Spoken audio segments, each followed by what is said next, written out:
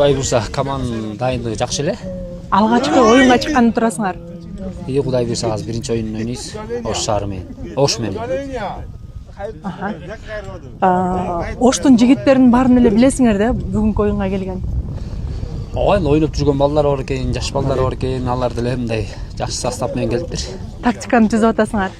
Кудай буюрса энди аракет кылып атабыз. Жаштар өсүп келатат. Жаштар кирет да оюнга. Жакшы экен.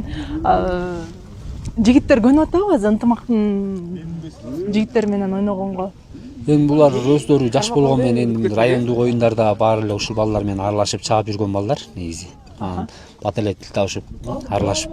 Бирок бир командада ойногон эмес да. Бир ынтымакта ойногон эмес, райондук оюндарда ойноп жүрүшкөн да. Кудай буюрса, жаш балдар аралашып көнүп эле атат, жакшы эле. Жакшы.